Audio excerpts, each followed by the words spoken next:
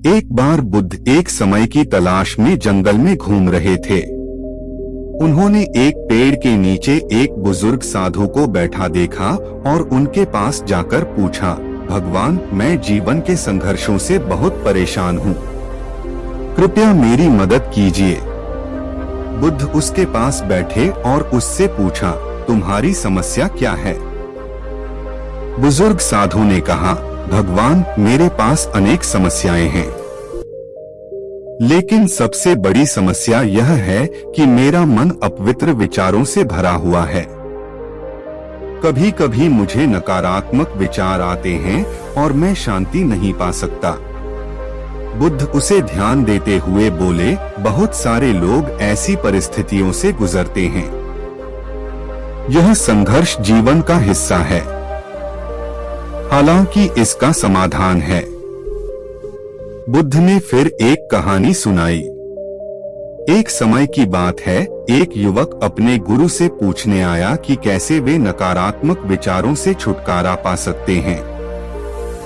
गुरु ने एक बगीचे में उसे ले जाकर एक पेड़ की ओर इशारा किया और कहा, जब तुम विचारों के बारे में चिंता करते हो तब एक फल टूटेगा। युवक ने आश्चर्य से पूछा, इससे मेरी कैसी मदद होगी? गुरु ने कहा, जब तुम विचारों में लीन होते हो और उनसे परेशान होते हो तब तुम इस फल को याद करोगे और यह तुम्हें याद दिलाएगा कि विचार सिर्फ विचार हैं, वे असल नहीं। तुम उन्हें देख सकते हो पर तुम उनमें उलझे नहीं रह सकते। युवक ने गुरु की सलाह मानी और समय बिताने लगा, विचारों के जाल से दूर होकर। वह अब ज्यादा शांत और प्रसन्न था। वह यह समझ गया कि उसके विचारों पर उलझने की जरूरत नहीं है और वे सिर्फ उसके मन की मिथ्या प्रतिबिंब हैं। बुद्ध की इस कहानी से हमें यह सीख मिलती है कि हमारे मन में उठने वाले नकारात्मक विचारों को हमेशा सकारात्मकता से देखना चाहिए।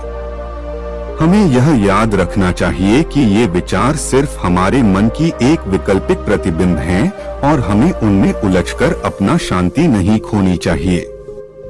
जब हम अपने मन को शांत और स्थिर रखते हैं, तब हम संघर्षों का सामना करने की क्षमता प्राप्त करते हैं और जीवन में सफलता की ओर आगे बढ़ते हैं। बुद्ध ने इस कहानी के माध्यम से दिखाया कि चिंता और नकारात्मकता हमारे मन को व्याप्त करके हमारी खुशी और शांति को हमसे छीन सकती हैं। हमें अपने मन को नियंत्रित करना सीखना चाहिए और सकारात्मकता और समय स्थिरता के माध्यम से अपनी मानसिक शक्ति को विकसित करना चाहिए। बुद्ध की कहानी से हमें यह भी समझ मिलता है कि हम अपनी समस्याओं को दूसरों के साथ साझा करने के लिए सक्रिय रहें।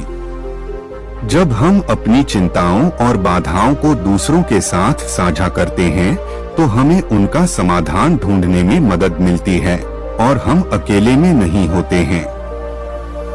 इस बुद्ध की कहानी से हमें एक महत्वपूर्ण संदेश मिलता है, मन की शांति और सकारात्मकता का ख्याल रखना आवश्यक है।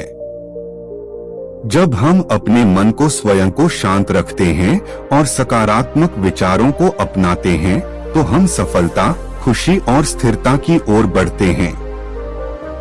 हमें अपने जीवन में बुद्ध की शिक्षाओं को अमल में लाने का प्रयास करना चाहिए और इसे अपनी दैनिक जीवन शैली का हिस्सा बनाना चाहिए।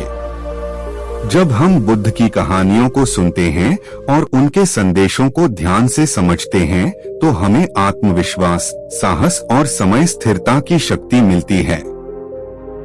हम यह समझते हैं कि जीवन के दुख और संघर्ष सिर्फ अस्थायी होते हैं और इनका पारगमन संभव है। बुद्ध की उपदेशों के प्रकाश में हम समझते हैं कि सुख और शांति का मूल तत्व हमारे अंतर्मन में ही स्थित है। हमें उसे खोजना है और अपने मन को स्वयं को उसी में स्थान देना है।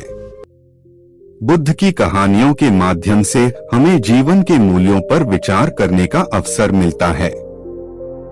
हमें समझाया जाता है कि दुख और संघर्ष का सामना हमेशा रहता है, लेकिन हमारा प्रतिक्रियाशीलता कैसे होती है, हम किस तरह से अपने अंतर्मन को संभालते हैं और सामर्थ्य और प्रतिबद्धता कैसे विकसित करते हैं, इन सब का महत्व होता है। बुद्ध की कहानियों का मकसद हमें प्रेरित करना है कि हम जीवन के बाधाओं के साथ सामर्थ्य और साहस से मुकाबला कर सकते हैं। हमें स्वयं को अभिवृद्धि करने के लिए अपने मार्ग को चुनना चाहिए, जो हमें संतुष्टि, शांति और आनंद की ओर ले जाता है। बुद्ध की कहानियां हमें यह याद दिलाती हैं कि हम आत्मविश्वास और सामर्थ्य के साथ अपने जीवन को निर्माण कर सकते हैं और सच्ची सुख और शांति को प्राप्त कर सकते हैं। दोस्तों, आशा करता हूं कि इस वीडियो से आप लोगों को बहुत कुछ सीखने को मिला होगा। ऐसे ही वीडियो पाने के लिए और अपनी जीवन बदलने के लिए हमारे चैनल को सब्सक्राइब जरूर कर लीजिएगा। मिलते हैं अगले वीडियो में, तब तक के लिए धन्यवाद।